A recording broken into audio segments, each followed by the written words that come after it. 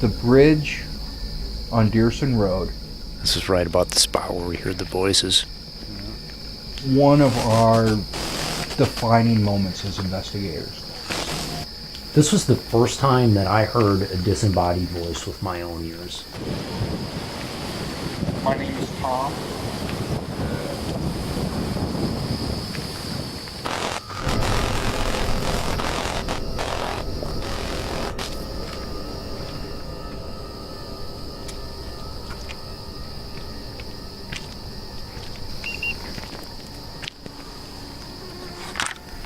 Tom and I conducted our first Dyreson Road investigation on a full moon. Behind me, you can see a closed bridge. It is one of the oldest metal suspension bridges in Wisconsin. The Dyreson Bridge was built in the late 1800s over the beautiful Yahara River, and the site of human habitation going back some 6,000 years. So it's an ancient place filled with mystery. Pretty wild claims about this location. Somebody die on this bridge? There's been reports of, or under this bridge, screams from under the bridge, or the sounds of babies crying. Was there an accident on this bridge? People have reported a black phantom car that has menaced them. We're going to do a little EMF sweeping now. Okay. And chase him until it almost hits him, and then it disappears.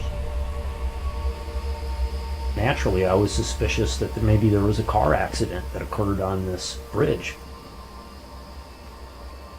We only found... Did you get pushed off this bridge by another car? One accident. It's a mile up the road at the intersection of Highway B and Dyreson. Somebody in a two-vehicle accident was ejected from the car and perished. We're just here to prove that you exist.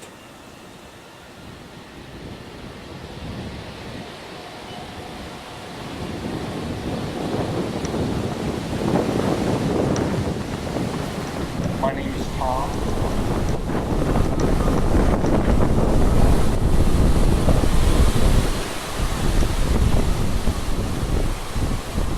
Really heard what sounded like a conversation about 10-15 feet away from me and Marty.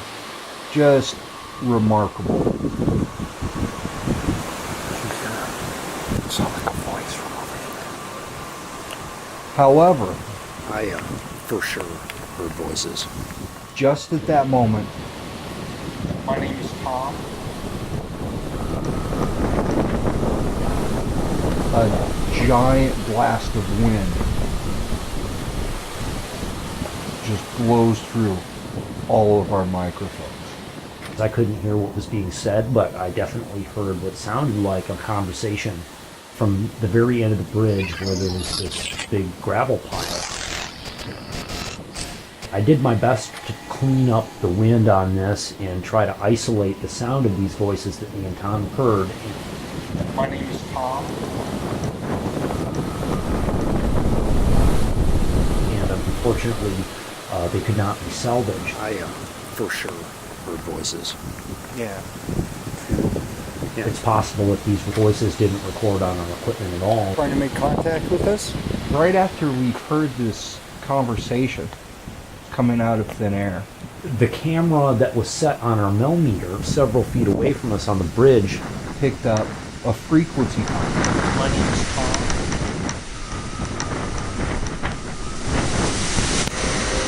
Which we're coming to know is the precursor to an EVP.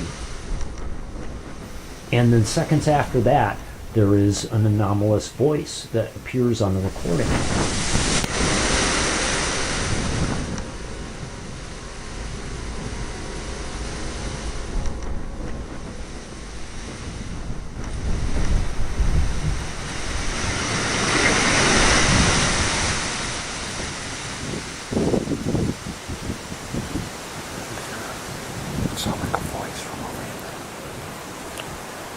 I for sure heard voices. I had to clean this up quite a bit because of the wind, but you can clearly hear the vocal tone here in a voice that, according to 4 pieces of equipment,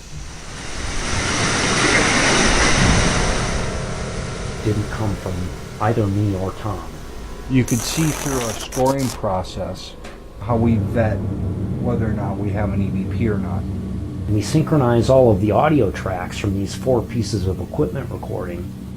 It only appears on the one recording device. The voice recorder in Tom's hand didn't pick up any voices.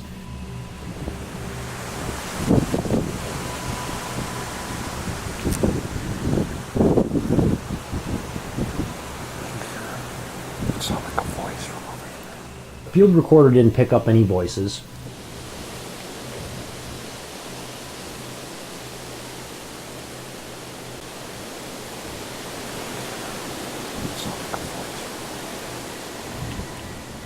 The camera that Marty was holding didn't record him saying anything.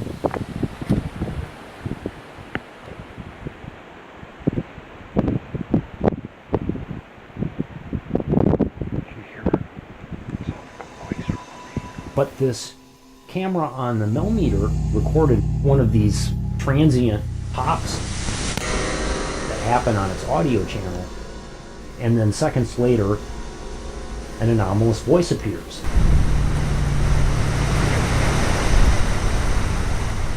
It's a voice that me and Tom didn't hear, and our equipment did. If you could make out what a spirit voice is saying and it has clear vocal tone, then that would be classified as Class A. I had to clean the voice up quite a bit in order to hear it clearly. This EVP here, we believe, says,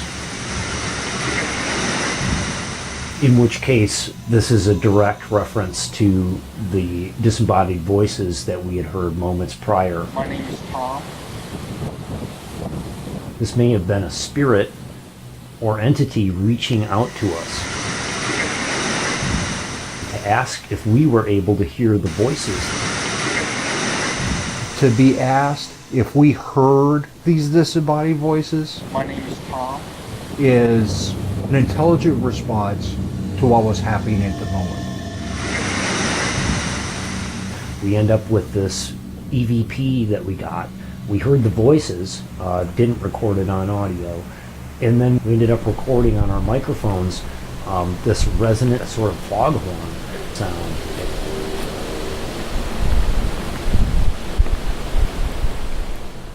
Were you trying to talk to us just a minute ago? This resonant sound occurred 4 times on our investigation. Neither of us heard this anomalous noise. We obviously would have tagged it on our audio.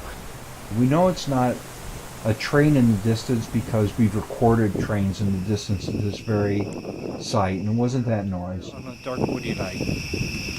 And Train.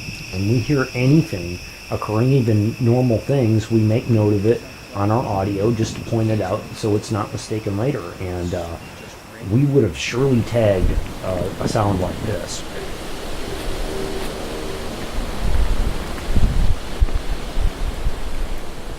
Were you trying to talk to us just a minute ago? Our first thought was wind vibrating the trusses on this bridge. We've tried to debunk this resonant sound on windy nights, even during a thunderstorm, and we haven't been able to record a resonance like this since. Can't hear it with your ears. Were you trying to talk to us just a minute ago? I don't know if that means it's product of the wind passing through it in just the right way. It can howl like this. Got it. I have no idea, but it's our responsibility to point these anomalous features out about this bridge. We actually did 5 investigations of the place.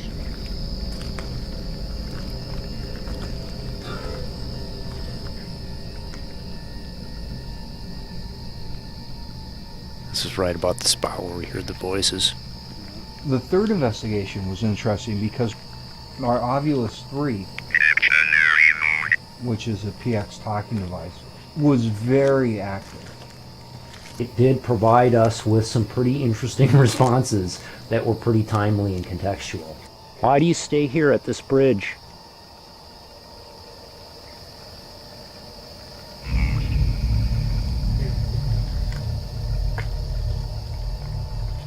What did it say? It says lost? Yeah.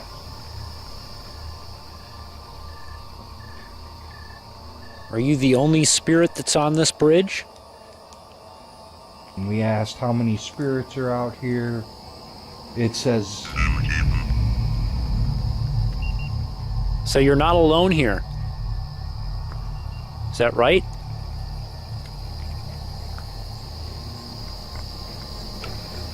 at one point, Like a knock on a tree down there. it says, and there are actually plans in the works to restore Yes, this they're bridge. going to restore this bridge.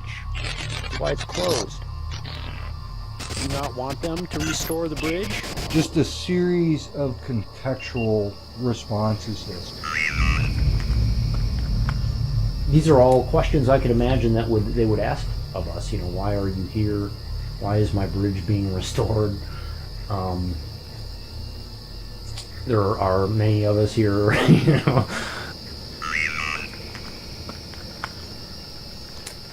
Reason. And we did obtain one piece of pretty good objective evidence here. I start taking temperatures using our temperature gun. Check this out.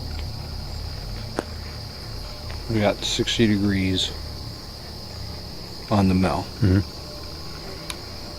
60s. Right.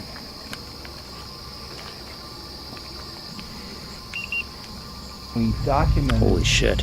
a 10 This is degree 51 degrees. Oh temperature yeah, drop. listen, the Wow, I can feel the cold over here. Right in the area of our ovulus.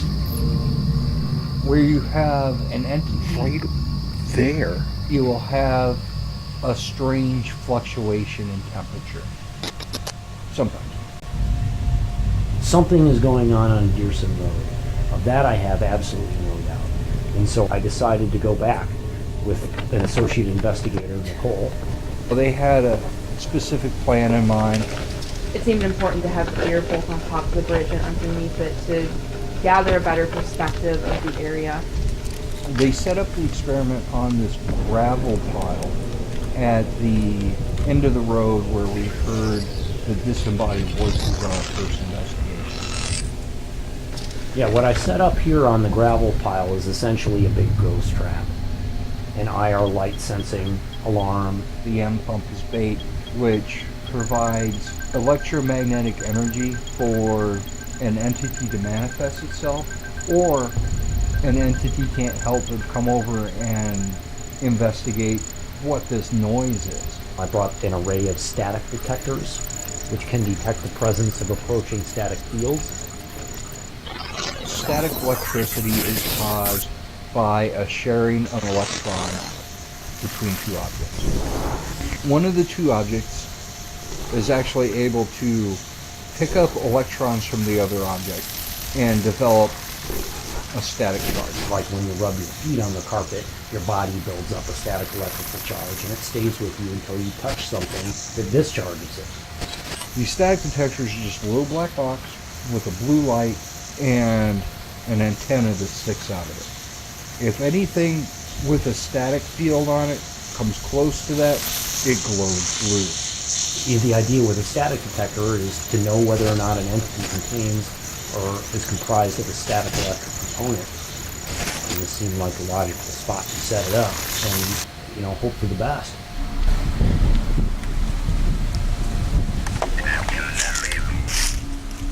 Right down here. And I remember finding the path leading to underneath the bridge to set up for an investigation. Watch these branches, they're at eye level.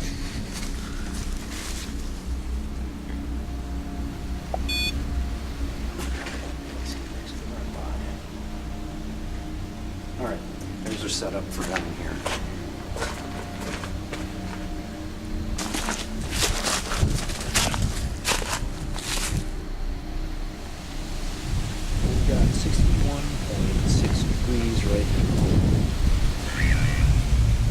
That's the same thing that they said last time. That's the reason why we're out here, once again. Come speak to us. Oh, I just had a .22 reading. We actually detected some electromagnetic energy on top of the bridge. And then our ovulus malfunction. The ovulus is jammed up. I can't get out of the mode. Resetting it.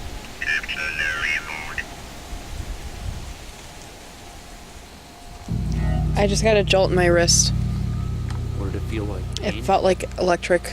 On this wrist? My left wrist, yes. It felt like I had some sort of shock in my left wrist. I'm not getting any readings It here. felt electric. I've heard you make voices before. Can you do it for us tonight? We found this after the fact, but here we have an anomalous light streak over our mysterious gravel pile. At the same time this happens, their recording equipment underneath the bridge recorded the slamming noise.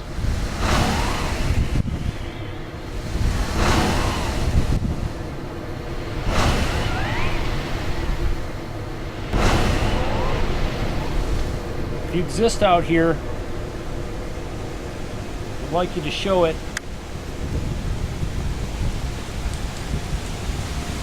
Definitely picking up the, No, I saw that. not getting it now. Oh.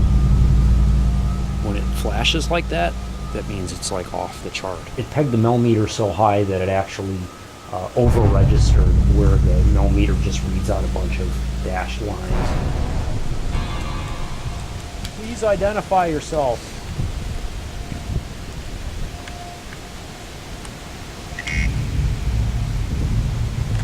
Just the letter D.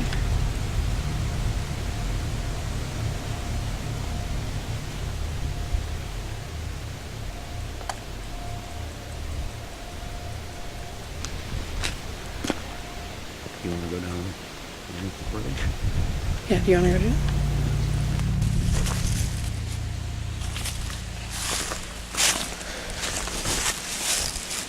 Going back down. Underneath the bridge, first thing that the ovulus spit out was company. Company. Do you want company? Underneath the bridge, we got some minor natural electromagnetic energy. With movement of water, you have a natural electromagnetic energy supply. So I wasn't too surprised. This isn't at all like the readings that I was getting on top of the bridge. Can you make some kind of a sound?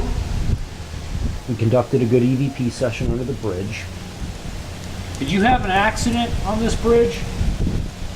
and I believe that we got some what I would call Class C or maybe even Class D EVPs, anomalous sounds or noises. Hear that? Hear that? Hear that? Hear that? An anomalous sound on our recording devices that we didn't tag immediately falls into suspect for us Yeah, is that a train? because it don't belong there. Hear that? Yes, I did. After we were underneath the bridge, the ovulus said shoulders. There is information that points towards that being at least a retreat area for soldiers around the Black Hawk War period. And I remember the rest of the night feeling quite sad. Back up. What may or may not have taken place down I'm gonna there. leave that stuff there for you. You can find your way to it. Alright, make it very happy. Whoa. We got here.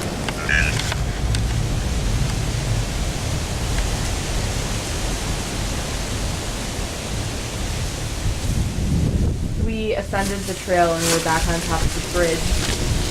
Marty noted around a 4-degree temperature decrease.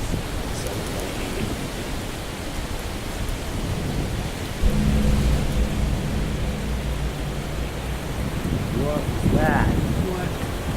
I just saw some whitish, like, float from right about there over the top of the static. All of a sudden, I see this streak of light fly over the gravel pile. What was that? What? I initially saw something, but we continued to look at this gravel pile and didn't see what you were about to see on our video here. It was really weird. It was like I saw an orb with my naked eye. After he says that, It was really weird. the video shows two light anomalies that move across the top of the pile. Two streaking objects sort of translucently pass through our equipment over the ground really fast.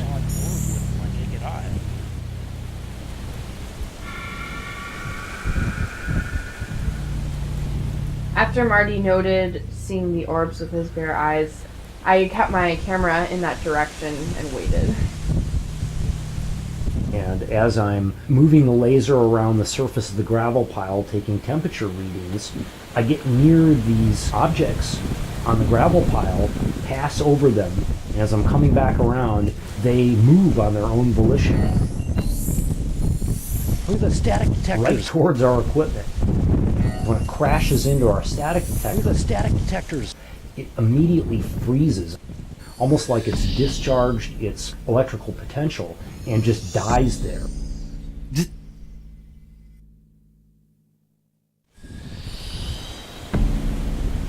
It just stays right where it touched the static detector. Look at the static detectors. They're going off. Yeah, they are. Are you filming that? Yes, I am.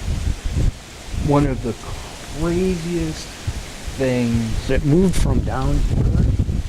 I've ever seen.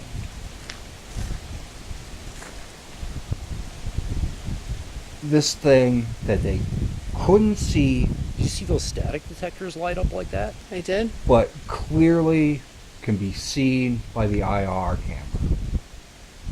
This light anomaly comes up the side of the pile, hits that static detector. The static detector flashes bright blue. The blue light goes off. I see the blue light going off, although I don't see these objects. I couldn't see any orb movement at all.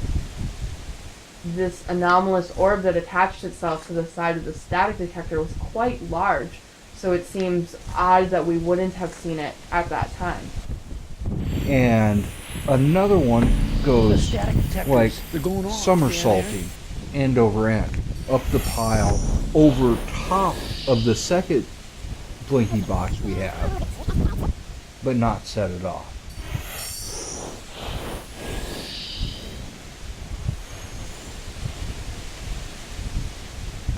And then there's a third one that you can see on the left there by the IR light rig that you can actually see a shadow that is cast by it.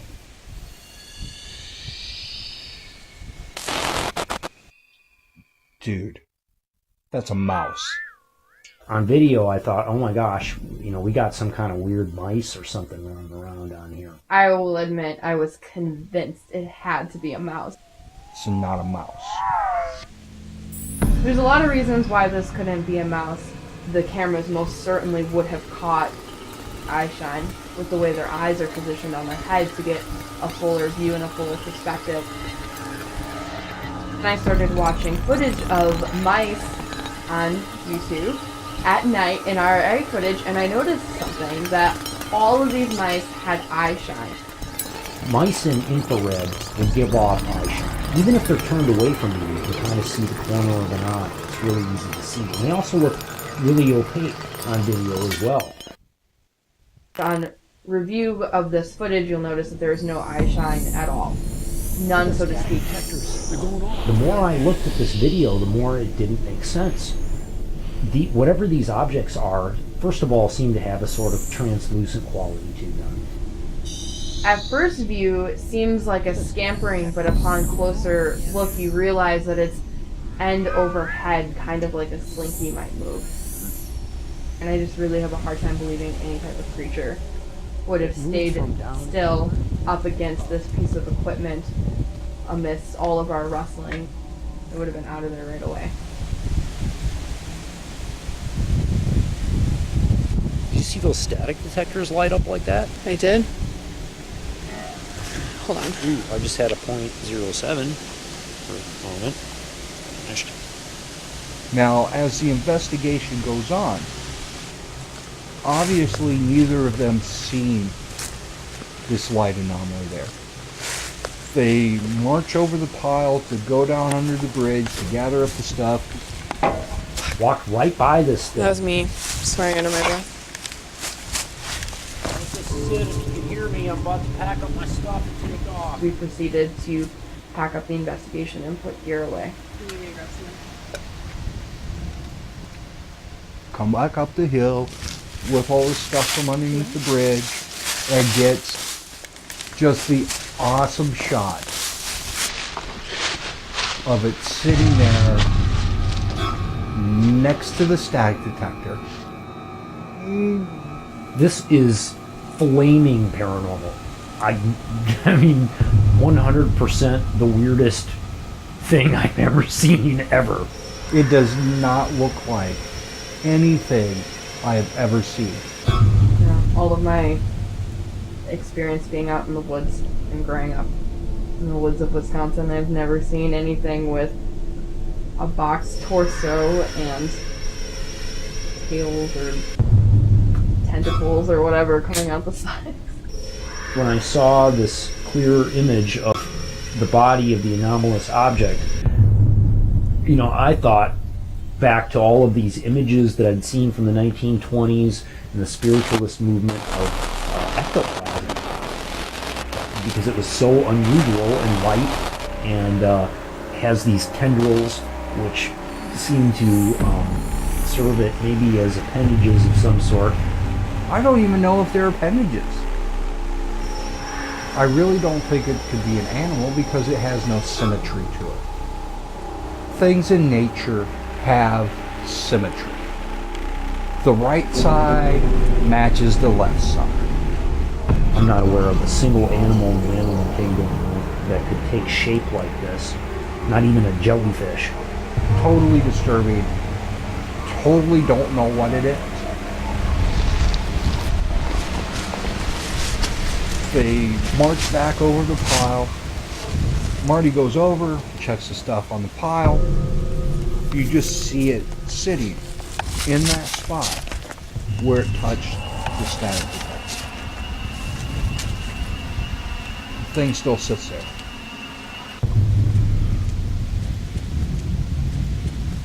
Marty goes over and picks up the static detector that this thing is on, and it's still sitting there. It is only after he picks up the static detector and moves away that you see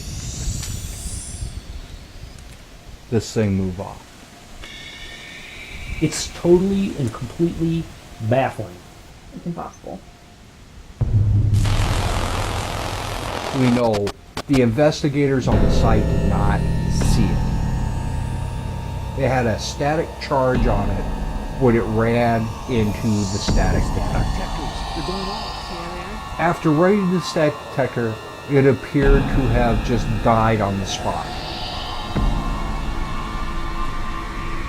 We know if it would have been a leaf or a piece of trash, it would not have been ambulatory. It's not an animal. You would have seen an animal. The animal would have run away when the investigators, Marty and Nicole, was marching back and forth over this gravel pile to go under the bridge. Animal would have run away when Marty went to pick up the static detector box that was right next to it. And it didn't have any specific eye shot. The entire thing reflects in ion light. And we know when Marty took the static detector away, It was like it recharged itself and it ran off after the static detectors were moved.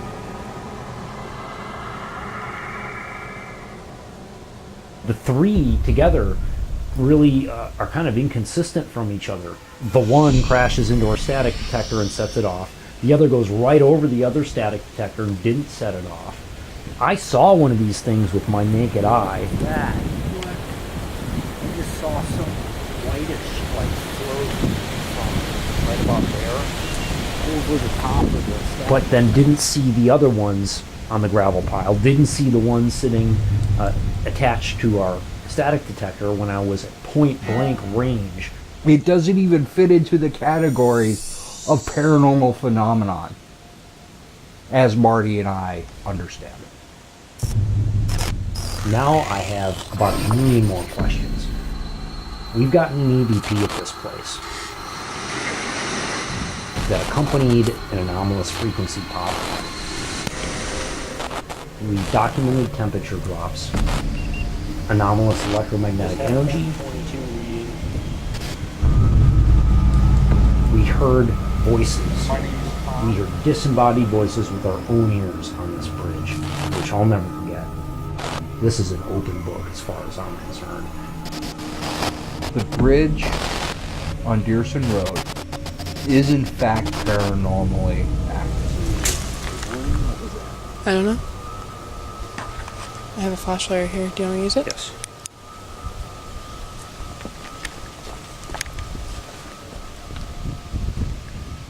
It's a very interesting thing because the place has been inhabited for so long. The bridge is due to be restored, being able to be used. This could feed paranormal activity. Thank you. Good evening. I feel a benevolence about Dyreson Road. I think it's a special place, and I think it's trying to talk to us. I just don't know what it's trying to say yet. You're the winner. We'll come back in the spring for the restoration.